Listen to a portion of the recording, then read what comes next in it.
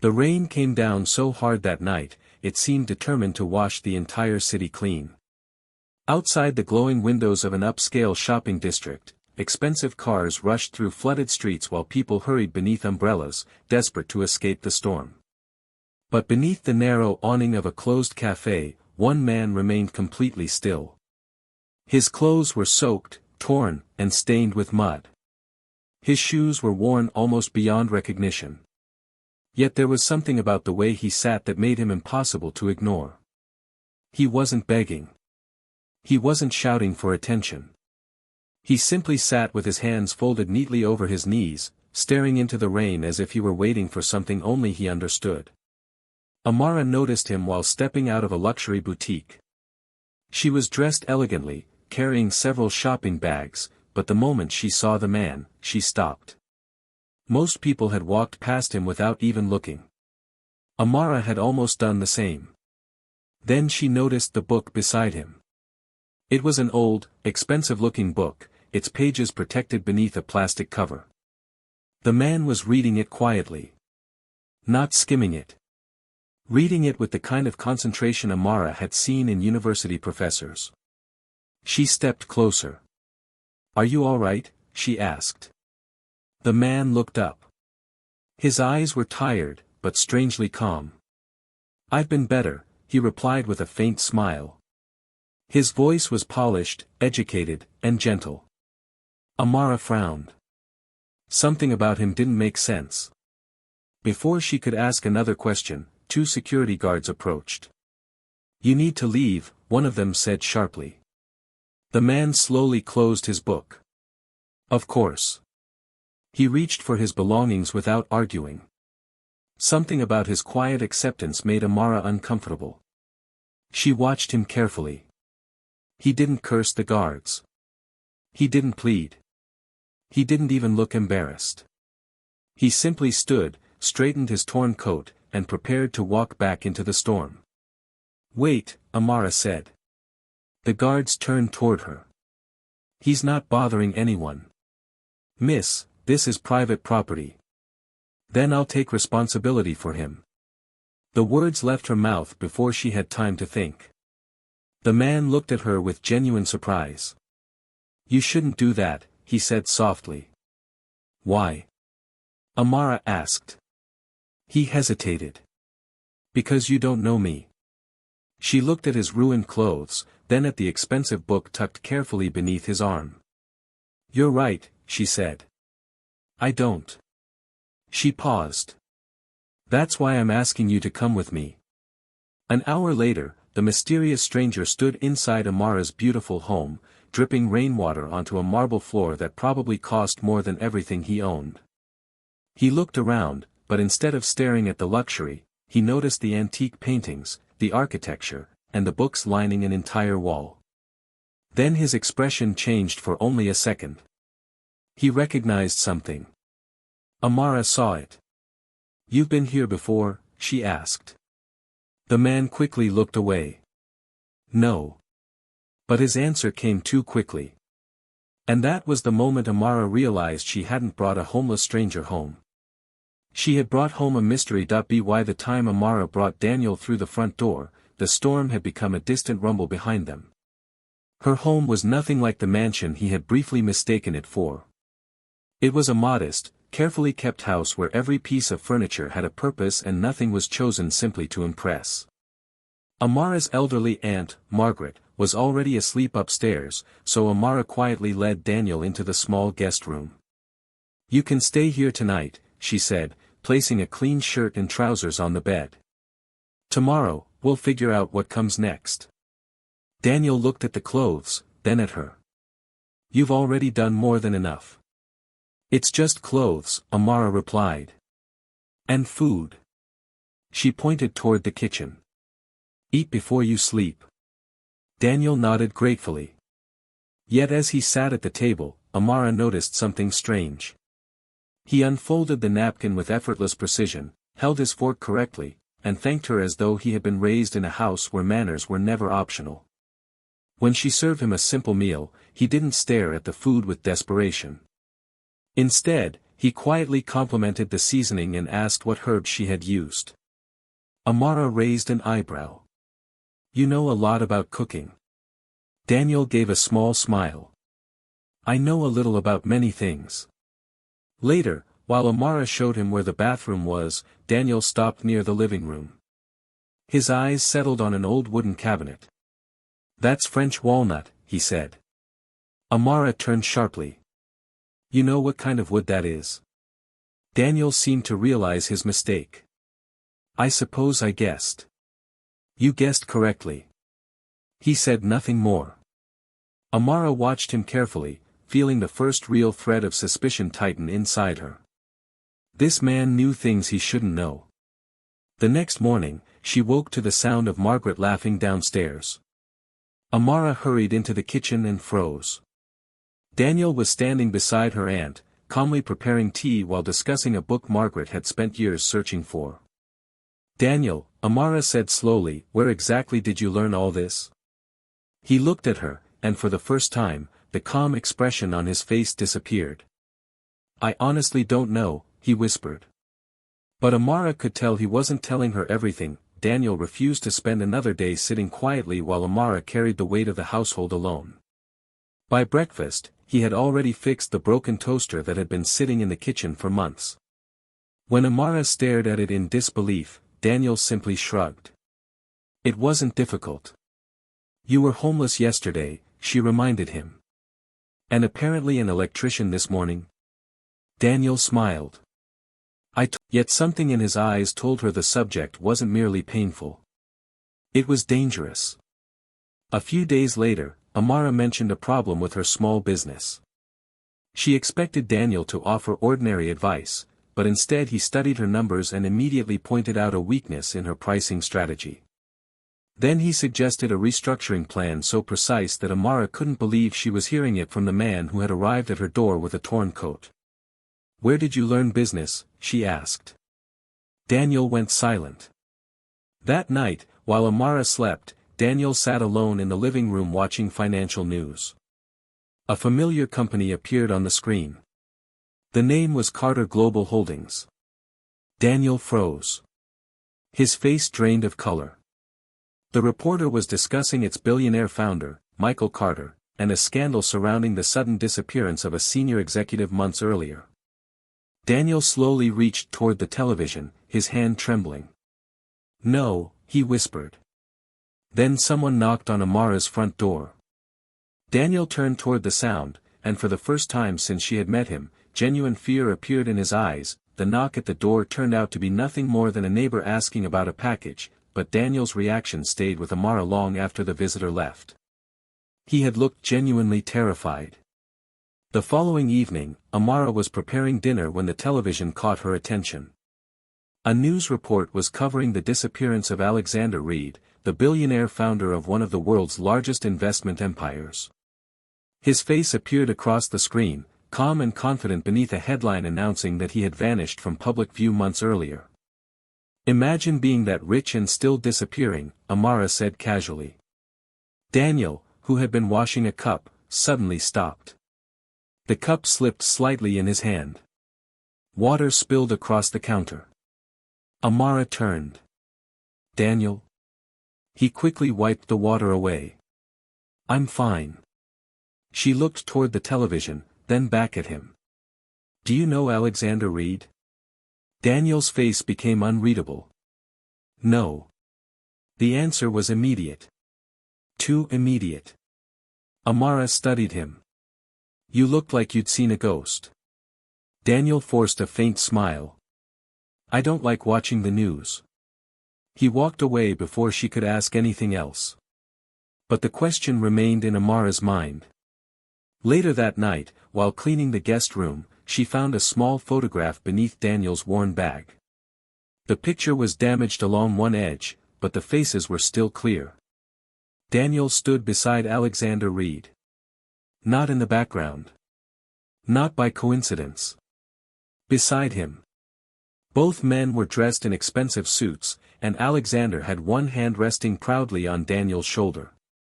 Amara's heart began pounding. She turned the photograph over, hoping to find a date or explanation. There was only a short handwritten message: "For Daniel, never forget where you came from." Footsteps sounded in the hallway. Amara quickly slipped the photograph back into the bag, but Daniel appeared in the doorway. His eyes went straight to her hands. For several seconds, neither spoke. Then Daniel quietly said, "You found it." Amara's voice trembled. "Who is Alexander Reed?" Daniel looked toward the floor. "Someone I used to know." "That's not enough." He took a slow breath. "I know." Amara stepped closer. "Then tell me the truth." Daniel looked directly into her eyes. "I will. But not yet." "Why?" His voice dropped to a whisper. "Because if you know everything, you may become part of it." Amara stared at him, confused and frightened. Daniel picked up his bag. Before leaving the room, he turned back and said quietly, "Please, Amara. Trust me." And somehow, those 3 words made her more determined than ever to discover who Daniel Carter really was. After finding the photograph, Amara began watching Daniel differently. Every small detail seemed to contradict the life he claimed to have lived. He could explain international markets with the confidence of someone who had spent years inside boardrooms. He recognized the names of investors Amara had only seen in newspapers.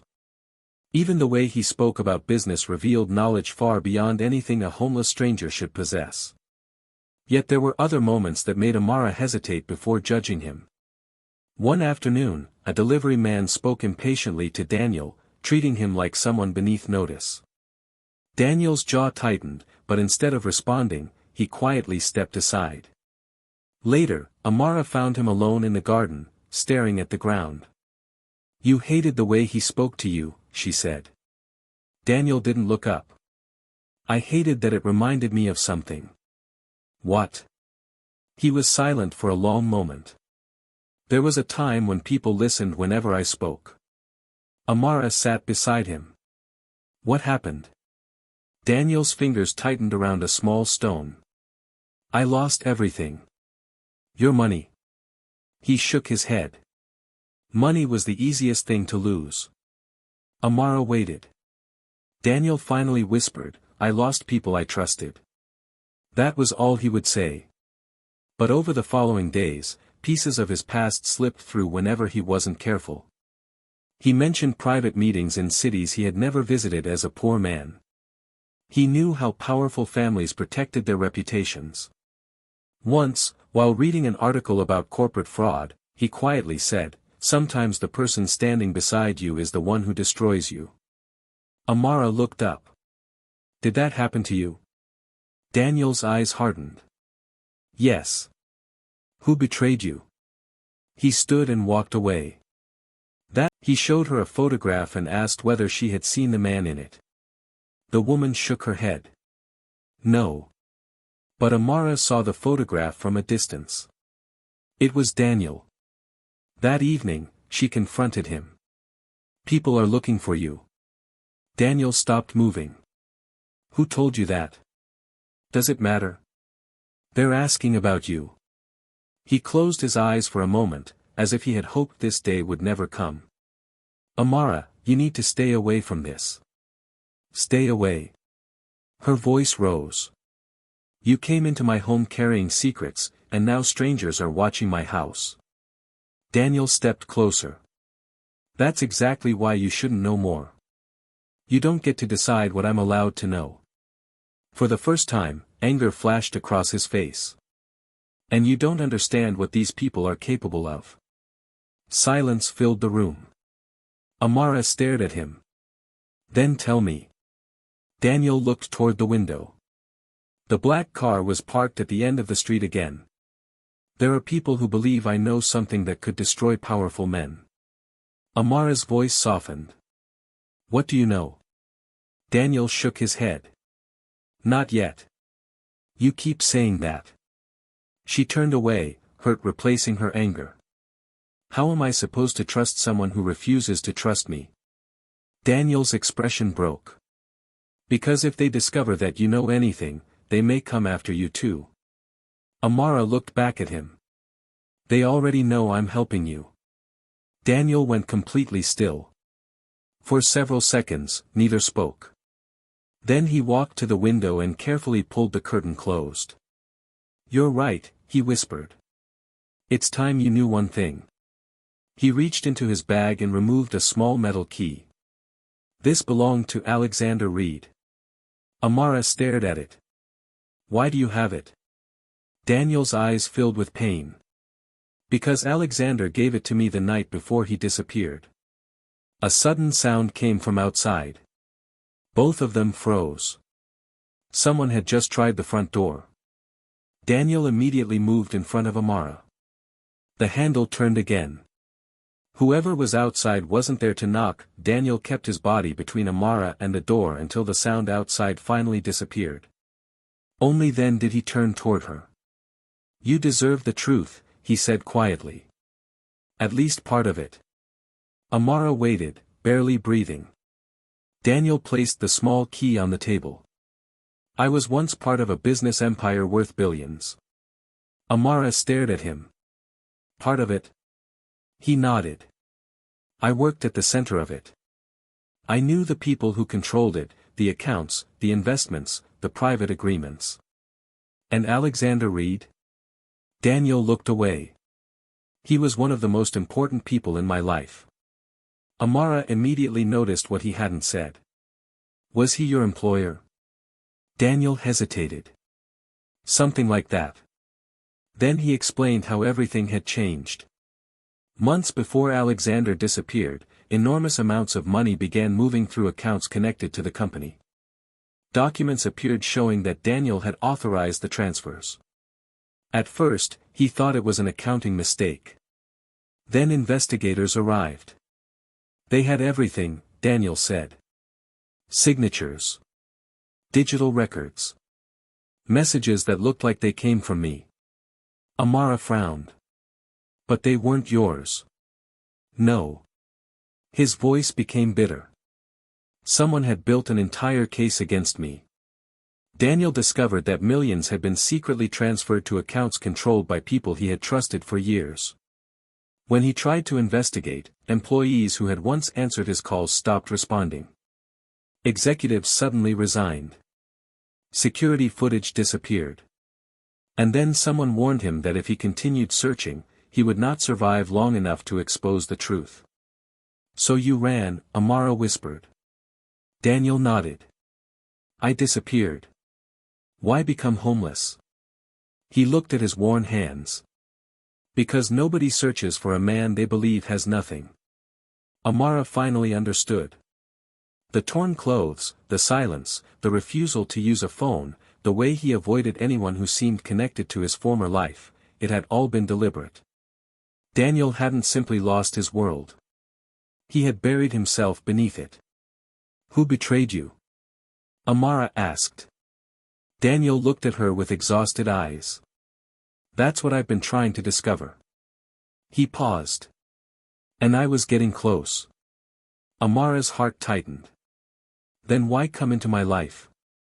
Daniel looked toward the photograph of Alexander. I didn't choose your house, Amara. His voice dropped. Alexander did. She froze. Before she could ask what he meant, Daniel's phone, one she had never seen before, began ringing from inside his bag. He looked at the screen and went pale. They found me. By the following morning, Amara's quiet neighborhood no longer felt like home. Whispers followed her whenever she stepped outside. Her employer called her into the office and placed a printed article on the desk. The headline accused her of hiding a dangerous financial criminal. Amara stared at it in disbelief. You know that's not true, she said. Her employer sighed. I don't know what to believe anymore. When she returned home, she noticed a man across the street pretending to use his phone. Later, she discovered that someone had photographed her house from the sidewalk. Daniel watched her face as she realized. She closed her eyes. Her job was gone. Her neighbors distrusted her. Her reputation was collapsing. And Daniel knew exactly who was responsible. He reached for his coat. "I'm leaving tonight." Amara grabbed his arm. "You're not running again." Daniel stared at her. Then his phone rang. A message appeared on the screen: "If she stays with you, she dies." The message on Daniel's phone changed everything. Amara stared at the words, her face turning pale. "Who sent that?" she asked. Daniel didn't answer. Instead, he calmly walked to the window and studied the street. His fear was gone. So was the hesitation Amara had seen in him for weeks. What replaced it was something colder and far more controlled. "Pack a small bag," he said. "Only what you can carry." Amara blinked. "Where are we going?" "Somewhere they won't expect." "Daniel, what's happening?" He looked at the clock. "We have less than 20 minutes. She had never heard him speak that way before. There was no panic in his voice, only certainty. He checked the locks, switched off the lights, disconnected the television, and quietly moved the curtains so nobody outside could see inside. Then he opened a drawer and removed a second phone. Amara stared at him. "You said you didn't have one." "I said I didn't want you to know I had one." He made several calls, each one brief and precise. "I need a vehicle on the east side." He studied the documents. The same hidden accounts appeared again, but this time there was something different, a signature belonging to someone Alexander had trusted for decades. His expression hardened. "It's him." "Who?" Alexander didn't answer immediately. He looked at the photograph of Amara on his phone, then back at the documents. The betrayal was bigger than he had imagined. Someone inside his organization had been moving money for months, manipulating records, and preparing to take control of the empire after his disappearance. His first instinct was revenge. Then he remembered Amara's words. She had stood beside him because she believed justice mattered more than power. Alexander slowly closed the file. "No revenge," he said. His security chief looked surprised. "Then what?" Alexander's voice became calm. "We expose the truth. Every person involved." He picked up his coat and walked toward the door. For the first time, he wasn't fighting to get his empire back. He was fighting to make sure the people who had abused their power could never hurt anyone else. And somewhere across the city, the person responsible was already preparing his final move. Alexander Reed returned to his corporate headquarters before sunrise, but this time he entered through a private door instead of walking into the building as the billionaire everyone expected to see. His executives were waiting, nervous and confused by the sudden appearance of the man they believed had vanished forever. Alexander said nothing about revenge. He simply placed a folder on the conference table. Inside were months of financial records, encrypted communications, hidden transfers, and copies of messages that revealed how carefully the conspiracy had been planned. At the center of everything was Victor Hale, one of Alexander's most trusted executives. Victor had secretly redirected enormous sums of company money through a network of shell accounts, then manipulated internal records to make it appear that Alexander had authorized the transactions. When Alexander disappeared, Victor believed the empire would collapse without him. His plan was simple: destroy Alexander's reputation, control the remaining executives, and eventually take command of the entire company. The media campaign had been part of it too. Anonymous sources had described Alexander as unstable, paranoid, and financially reckless. Some reports even suggested that his disappearance was connected to criminal activity. But Alexander now had proof that every accusation had been carefully manufactured. His legal team asked for permission to freeze Victor's assets immediately. "We can destroy him before he knows what happened," one lawyer said. Alexander looked at the documents for a long moment. Months earlier, that would have been exactly what he wanted. Instead, he shook his head. "No." The room became silent. "We don't destroy people because they hurt us. We expose what they did." He ordered his team to preserve every piece of evidence and prepare a complete public record showing exactly where the stolen money had gone, who had authorized each transfer, and which executives had helped hide the truth. Victor would have to face the consequences in court, not through Alexander's personal vengeance.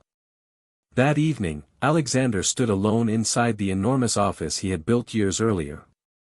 Everything around him represented success, but for the first time, none of it felt important. He remembered the night Amara had opened her door to a stranger without asking what she would receive in return. She had seen a human being where everyone else had seen a worthless man. Alexander finally understood why her trust mattered more than his empire. The next morning, the evidence would become public. Victor would finally be exposed. But Alexander still had one problem left to solve. He had chosen justice over revenge, yet he had no idea whether Amara would ever choose to forgive him. The emergency board meeting began with 12 executives seated around a long glass table, all waiting for news about the future of the company. Victor Hale sat at the center, confident that Alexander Reed was still somewhere in hiding. Then the doors opened. Alexander walked in. Conversation stopped instantly. One director stood so quickly that his chair nearly fell backward. Alexander? Victor's face lost its color. Alexander calmly took the empty seat at the head of the table. Good morning. Nobody spoke. Victor recovered first. You can't just walk in here. You're supposed to be missing. Alexander looked at him. I was. He placed a thick folder on the table. But I wasn't idle. Victor immediately accused him of manipulating the company and fabricating evidence to regain control. Alexander didn't argue. He simply opened the folder. Bank records appeared on the screen. Then encrypted messages. Then recordings of private conversations between Victor and the insiders who had helped him. One by one, every accusation against Alexander collapsed. Victor's voice became desperate. Those records can be fabricated. Alexander nodded calmly. That's why we preserved the original servers, transaction logs, and security footage. He looked around the room. Every conversation, every transfer, every meeting has been documented. Victor stared at him, realizing the trap had already closed. Within minutes, the company's legal team contacted authorities. Several executives were detained for questioning, and investigators began freezing the accounts connected to the stolen funds. The board voted unanimously to restore Alexander as chief executive. The empire he had nearly lost was his again. Yet when everyone around him applauded, Alexander felt strangely empty. He looked at the chair beside him. For weeks, Amara had been the person who reminded him that he was more than his name and wealth. She had stood beside him when she believed he was nobody. Now she wasn't there. After the meeting, Alexander walked alone through the enormous headquarters. Employees whispered as he passed, amazed that the missing billionaire had returned. But he barely noticed them. His empire was safe. His enemies were exposed. His reputation had been restored. Still, the victory felt incomplete. That evening, he stopped outside Amara's house. He didn't knock. He simply stood across the street, remembering the first night she had opened her door to a soaked stranger without knowing his name. Alexander had regained billions. But the one thing he truly wanted back could not be recovered with a board vote, a courtroom victory, or a fortune. It had to be given freely. And only Amara could decide whether he deserved it. Alexander returned to his mansion that evening, but for the first time, its enormous rooms felt painfully empty. Staff moved quietly through marble hallways, security guards stood at every entrance, and expensive cars waited outside, yet none of it brought him peace. He walked into his private dining room and stared at a table large enough to seat 20 people. Then he remembered Amara's small kitchen, where a simple meal had been placed in front of him without hesitation. She had never asked what he could give her in return. She had never searched for his name, his wealth, or his influence. She had simply seen a hungry man and fed him. Alexander sat alone for a long time, thinking about the strange lesson his disappearance had taught him. Wealth could reveal how people treated power, but having nothing could reveal how people treated humanity. He had spent months trying to discover who was genuine, yet Amara had answered the question without even knowing she was being tested. She had treated him with dignity when she believed he had nothing. And when she discovered the truth, she had been angry because she believed that dignity should never have needed a test. Alexander finally understood that she was right. The next morning, his assistant arrived carrying a collection of expensive gifts. "Should I have these delivered to Miss Bennet?" Alexander shook his head. "No." He looked at the boxes for a moment before saying, "Take them back." "Then what should I send?" Alexander stood. "Nothing." An hour later, he arrived at Amara's house alone. No security team. No luxury cars. No flowers, jewelry, or expensive gifts. Just the same man she had once found beneath a cafe awning, except this time he had nothing to hide. Amara opened the door and froze when she saw him. "Why are you here?" she asked. Alexander swallowed. "To apologize." She said nothing. "I'm not here to buy your forgiveness," he continued. "I'm not here to explain why I did what I did or ask you to forget it. I hurt you. I lied to you. And you had every right to walk away." Amara studied his face. "Then what do you want?" Alexander answered honestly. "Nothing." He took a step back. "I just wanted you to hear me say that I'm sorry." For several seconds, neither moved. Then Amara quietly said, "You finally came without bringing your money." Alexander nodded. "This time, I came as myself." She looked at him, still uncertain, still hurt, but no longer completely closed to him. And for the first time, Alexander understood that forgiveness could never be demanded. It could only be earned. Amara stood in the doorway for a long time before finally stepping aside. "Come in." Alexander looked surprised. He entered quietly, without the confidence he carried into boardrooms and corporate headquarters. Amara pointed toward the small chair near the kitchen table. "Sit there." Alexander smiled faintly. "The same chair." "The same chair." He sat down. For a moment, neither of them spoke. Everything felt strangely familiar. The small kitchen. The old table. The sound of Margaret moving upstairs. It was the same place where Amara had once given him dry clothes and a warm meal without knowing his name. "I'm not ready to forget everything," she said. Alexander nodded. "I don't expect you to. And I don't care how much money you have." He looked at her. "I know. If you want my trust again, you're going to earn it the ordinary way." A small smile appeared on his face. "How?" Amara folded her arms. "By being honest. By keeping your promises. By showing up when you say you will. And by remembering that money doesn't make you more important than anyone else." Alexander nodded slowly. "I can do that." "Good." She placed a cup of tea in front of him. He looked at it, then laughed softly. "You know, this is probably the first time I've ever been offered tea without someone asking for a business favor." Amara almost smiled. "Then you'd better get used to it." Over the following weeks, Alexander did exactly what she asked. He didn't send extravagant gifts. He didn't try to impress her. He helped Margaret with small repairs around the house. He listened when Amara spoke. He apologized when he was wrong. Sometimes they argued. Sometimes they sat in silence. But slowly, the distance between them began to disappear. One evening, Amara looked at him and said, "You know what makes this strange?" "What?" "When I first met you, I thought I was helping a homeless man." Alexander smiled. "And now?" She looked at the same worn chair where he had once sat in borrowed clothes.